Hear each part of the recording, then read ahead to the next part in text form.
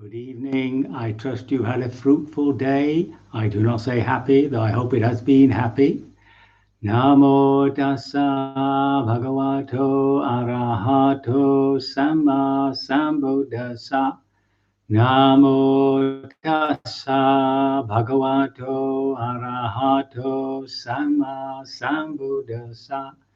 Namo tassa bhagavato arahato samma sambuddhassa. Homage to the Buddha, the blessed, noble, and fully self-awakened one.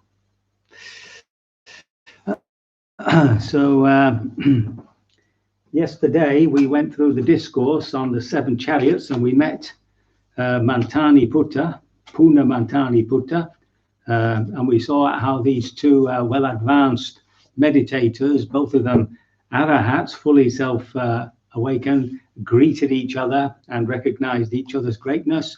Mantani Putta calling him the closest to the Buddha himself, a great honor to be called that. And I found out that Kondanya, who was one of the companions of the Buddha, remember, right at the end, was actually also a Sakyan. So they must have known each other as kids, although he was older than the Buddha. And when he went back home to the Sakya country, that's where that was his sister Mantani, and his sister had a son who was later called Puna. So there's a long way round of saying that Puna Mantani was in fact Anya Kondanya's nephew. There's a book on all their names, and the research has been done. Most of it's commentary. Whether it's true or not, who knows? But they're lovely stories. Anyway, so the nitty-gritty of these 7 purifications, the Visuddhi, the 7 purifications. If you want to know them in terms of your practice, the book is Progress of Insight by the Mahasi. I don't know whether you see that. No, I thought it would be the wrong way around. It's called The Progress of Insight. And in it, of course, there are what we call the jnanas, the vipassana jnanas. So we'll come to that with a warning. So the first one is the purification of virtue. This is really, getting your moral acts right. In terms of ordinary daily life, we want to stop killing people, thieving, and stuff like that. But in terms of meditation practice, when you come on retreat, if there's something that's happened which you need to clear your heart of, it's always best to do it. You've had angry words with somebody, and if you come on retreat with that, it tends to be a bit obsessive, So it's always good to come with a sort of clear conscience to a retreat. And that's one of your first purifications. But the problem is that the purification of just a minute. The next one is the purification of the mind, which is dealing with the hindrances. So of course we do that in the meditation, all the desires, the hatreds, the dullness and lethargies, all the restlessness and the shames and guilts, and then finally, of course, doubt. So those, of course, we're dealing with during our practice, but also in daily life. Remember, when desires come up, if you're right there with it, you can always, hold on and say, well, is this skillful or not? Just wait for that energy to disappear. So these visuddhis, these purifications are not only applicable to the actual practice of vipassana on a retreat, they're also applicable just in ordinary daily life. Now, sometimes people get into a sort of a dilemma because you can't attain full liberation until you're perfectly purified. On the other hand, you can't be perfectly purified until you've attained nibbana. Now, nibbana here is the final point when you become an arahat. And unfortunately, especially in the order, that you can get very, very tight about this. I have a rather sad story of somebody I knew whom I got to know rather well. We were meditating together for some time, and he wasn't getting anywhere in his practice, so he presumed that it was because his sila, his morality and the rule keeping wasn't being kept well enough, perfectly. So he left and began to read the Vinaya, all the little rules and everything, and he came across the original size of this upper robe that you see hanging behind the Buddha here, right? Now, actually, the original size was basically just a cloth that you put over the top part of your body when you entered into a village. It was just a modest thing to do, and in time, of course, it grew to be this long robe, you see, and also the bowl. The monk's bowl's rather big, When you go an arms round, then it's full. There's no way you can eat what they put in that bowl. But the reason it got so big was because it became the vessel that you carried your little bits and bobs in when you went wandering from village to village or from monastery to monastery. So when he read these rules, he went off to see Ananda Maitreya, Venerable Ananda Maitreya, who was a very, very famous monk in Sri Lanka. He'll come up again when I talk about the insight knowledges, and who was understood to be, quite a scholar, and he agreed. That these weren't strictly Vinaya. So we went to a Katina ceremony. That's the ceremony at the end of the rainy season, October, when there's a big party and lay people bring to the monastery those things that monks and nuns might need. The monastics might need umbrellas, soap, toothpaste, stuff like that. And he came with this little thing on his shoulder, and he also had convinced a younger monk to follow him. And instead of a bowl, because the bowl originally was to be the depth of your hand, of your palm here, you see, that was supposed to be the depth of the bowl. And so he turned up with this natty little cover over his shoulders and a biscuit tin, you see. And when the monks saw this, they just said he's gone mad. That's when you slightly go off like that, they just say you've gone mad, and that means that they look upon you with a certain pity, right? They not sort of jump on you and say, hey, what about this rule and how dare you do that? They just sort of say, he's gone a bit mad. Anyway, seemingly he drove himself into this sort of dead-end corner where, he's absolutely obsessive about keeping every little rule so that he can move spiritually. And what I heard later was that he left and he went to Thailand, and they basically stopped him, asked him to leave the monastery, and he left eventually and went back home. So a bit of a sad story there. So don't get obsessive about purity. We just work with it as it comes, just as it comes. So that's the purity of the mind, okay? So we've been through the purity of our basic morality, purity of the mind. And then we come to the purity of view.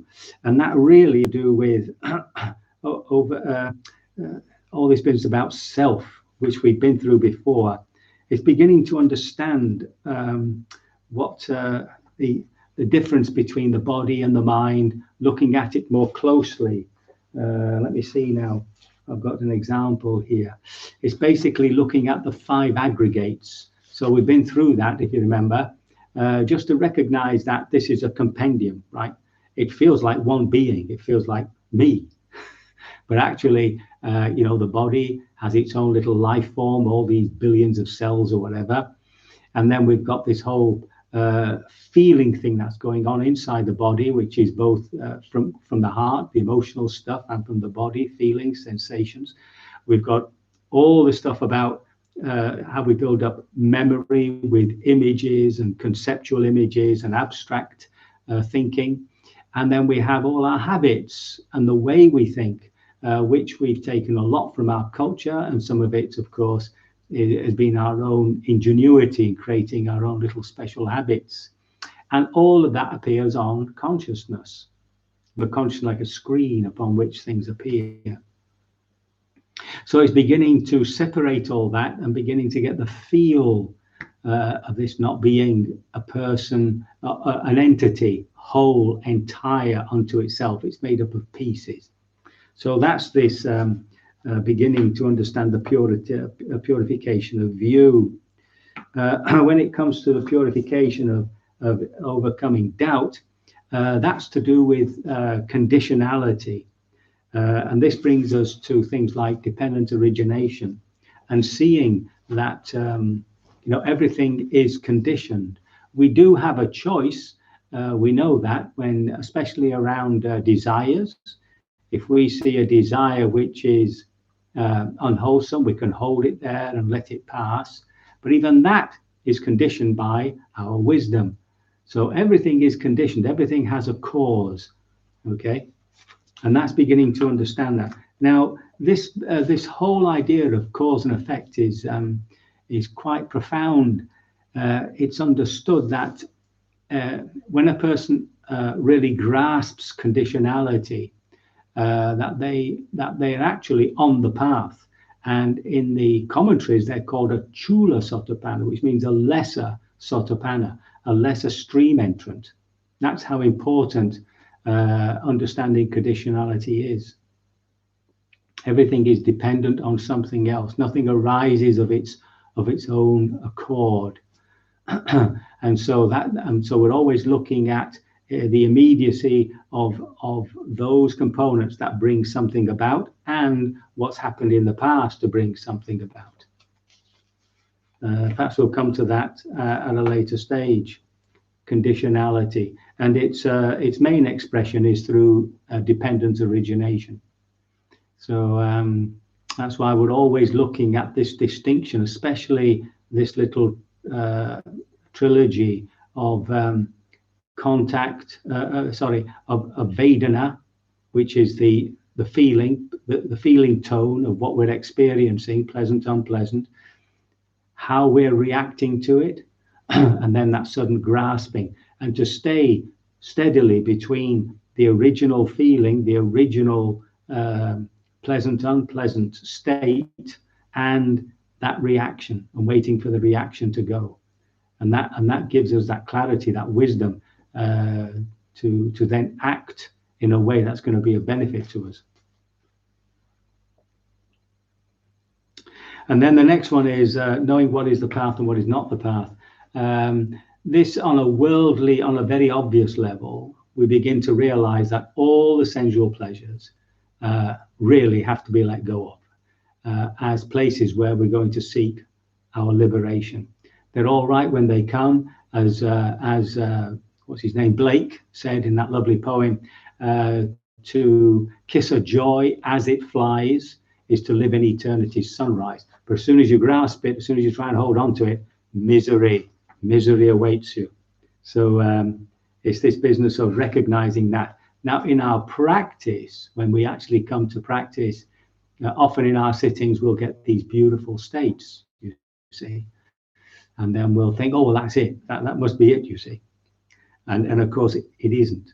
And this comes about, there are various ways in which these beautiful states arise. There are 10 of them, actually, 9 of which are fine. It's the last one, the holding on to something, which makes them into kilesa, defilements. So the first one is that people have insight. Is quite remarkable. Some people in their practice suddenly see something and they almost go out and write a book about it. They've just had that clarity of understanding. And they think that therefore they must have had a really deep insight. I remember one monk I met who was really very clear about the Dharma. He was absolutely certain that he was born as a stream entrant, that he had it in his past life, or else how could he explain the Dharma so clearly? How could he speak about it so clearly? See, and that's a confusion. That is, the intellect is very clever at confusing you. Remember the story of Lucifer, who thought he was equal to God in intellect, He found himself in hell. So be careful. Then sometimes people get beautiful light, like they suddenly surrounded, or like an inner light which is overwhelming sometimes. And that again is just a product of good concentration. And some people might think, oh, well, that's it, you see.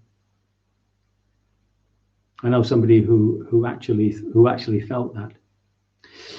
There's also a knowledge, much the same as insight, that they suddenly understand things at a more intellectual level, and that also can be a bit of a trap. Then you can feel extraordinarily happy, extraordinarily joyous, and you think to yourself, this is so pure a joy, this is what Nibbana is. And then you have to remind yourself that there's no mental states in Nibbana, there are no emotions in Nibbana. And when Sariputta is asked, you see, how is it you talk about the bliss of Nibbana when there's no emotions there? He said, well, it's the very absence of emotions which is the bliss of Nibbana.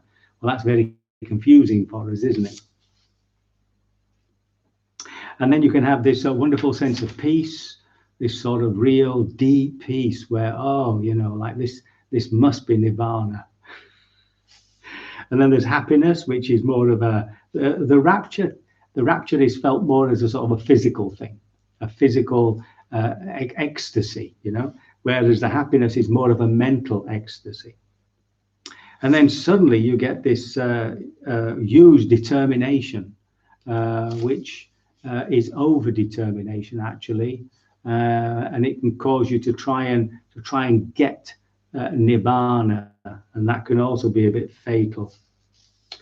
A load of energy can come up. It's quite remarkable. You can sit for, well, you can go through a whole night without any sleep. I know somebody went through 2 nights.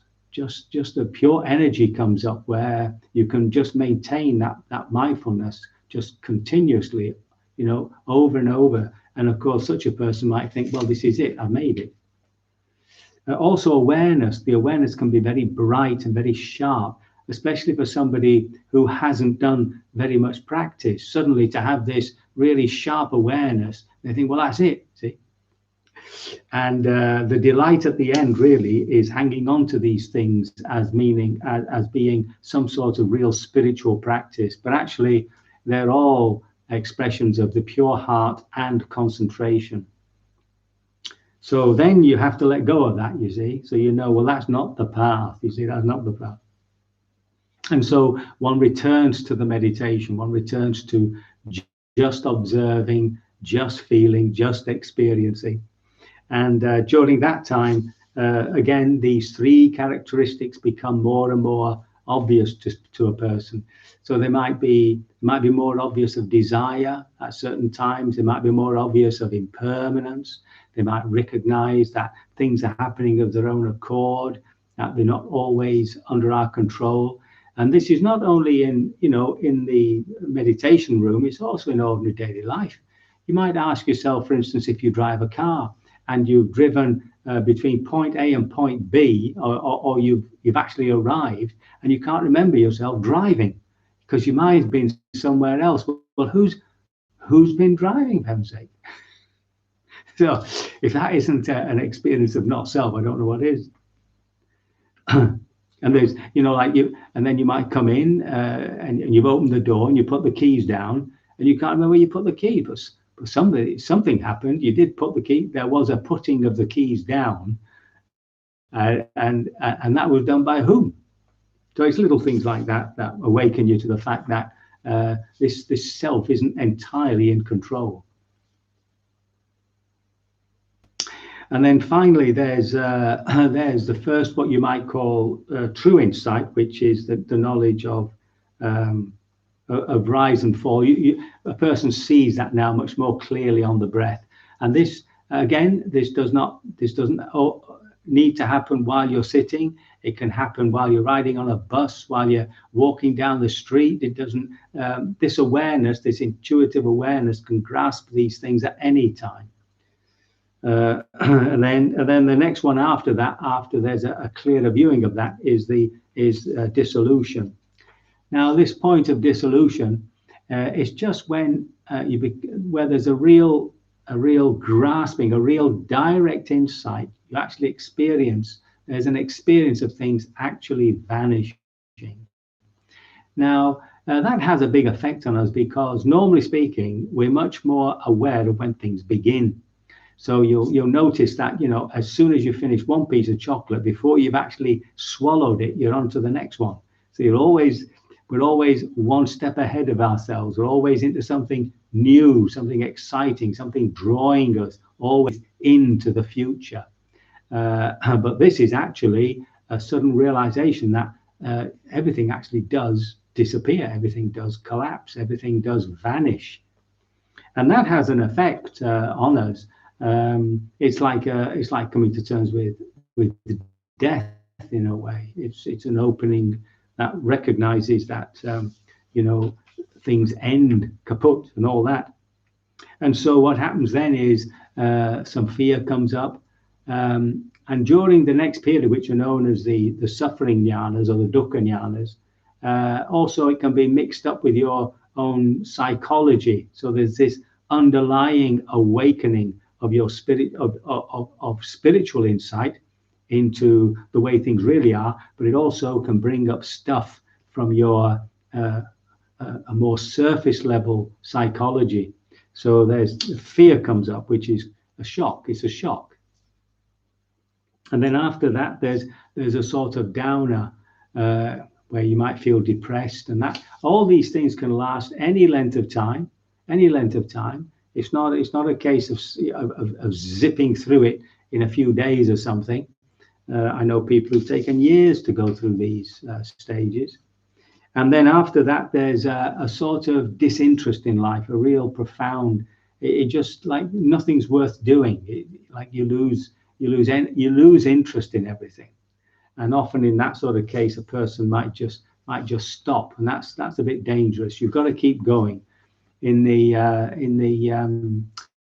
Christian literature, it's known as the desert. So you've got to keep walking on.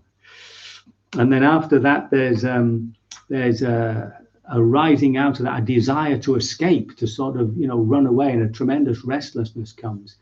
And again, the meditator can fly out of the meditation hall, or can just be very restless in ordinary daily life, very restless.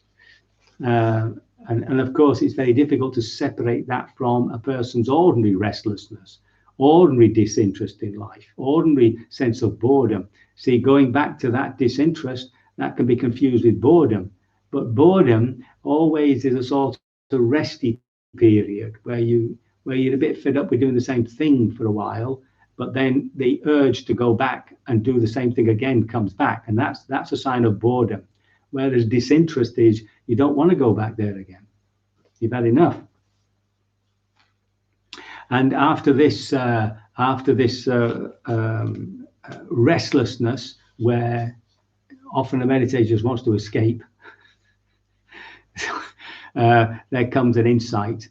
And this insight is always a deeper insight into one of these three characteristics. It's always about the three characteristics of existence: how we create suffering, the role of desire, impermanence, and not self.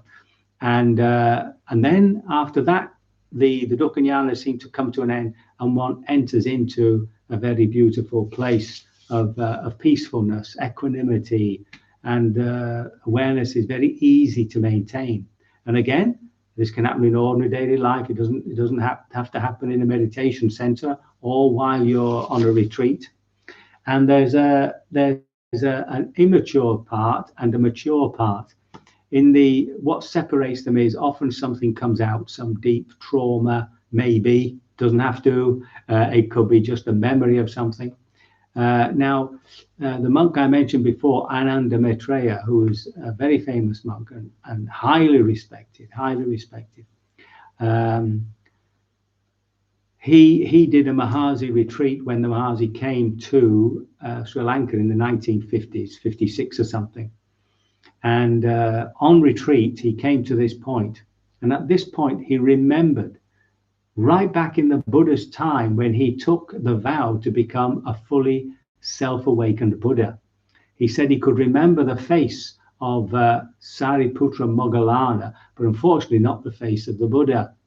And at that point, he could have made a decision to actually renege on that desire, or to reinforce it. Now, he must have decided to carry on with that determination, that avowal, because he couldn't move after that. He could not enter into the stream entry, because that the understanding is that somebody who is training themselves to become a fully self-awakened Buddha, in other words, without any help from anybody,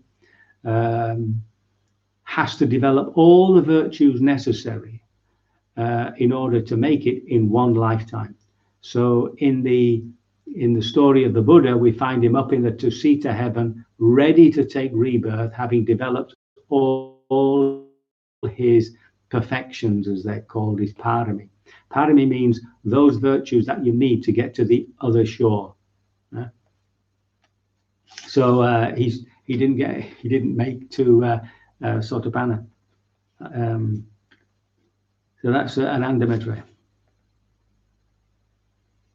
And then, so where are we? Oh, yes. And then, of course, right at the end of that, there is a quick process where you finally break through. You really do see deeply into one of these three characteristics. And seemingly, according to the scriptures, it could be the same one 4 times. You could see impermanence more and more and more deeply and become fully liberated. But I think it's more regular that with every step you go on, you see things from that other angle. So if at first it was impermanence, maybe the next time you see not self more deeply, and the next time you see the process of dukkha more clearly by seeing the process of dependent origination, and that's it. And then and then you start all over again. This is the thing, you see. It doesn't. You have to go through this 4 times minimum to become fully liberated, and that brings us to the end of these 7. Where are we? I've lost the page now. These 7 purities, these 7 purifications. This in this book. Now, as I say, if you want to read through it, it's a snazzy little book. It is dependent. It's only about 36 pages. And you can download it as a PDF, The Progress of Insight. It is really about the meditation retreats, right? It's not about daily life. It's how you experience these 7 purifications while on retreat. Now, the only real warning is that when you read the insight knowledges, as a lot of people do, and a lot of writers write about them, you are, of course, building up concepts about them, and then those concepts become a real hindrance. Okay, so we're not trying to get any of those insights. They come when the time is ripe. Why do you read them? Really, just to give you faith, to give you confidence that there is an actually highly delineated path, but we're not in charge of it. It comes of its own time, of its own accord. So always remember, you go back to that childlike mind, what Zen call beginner's mind. And personally, I feel myself extraordinarily fortunate that I began with Zen, because they don't talk about any of this in Zen. You want any of this sort of talk is just verboten. They don't allow it. They might talk about it, the student might talk about it with the teacher on occasion when something happens. And therefore, when I was practicing, you see, I really did have beginner's mind. And because of that, I was able to progress. So remember, that childlike mind, that childlike way of looking at things when we finally settle into our practice. And you can do it ordinary daily life. You can look at things, to stare, just to put your eye on something and stare, or just to keep your attention on your ear and just hear, see, without any interference, no judging, no nothing. So, well, I can only hope that all this has been inspirational and not confusing, and that you will devote yourself to your practice and become liberated sooner rather than later. we can begin our practice now, I think.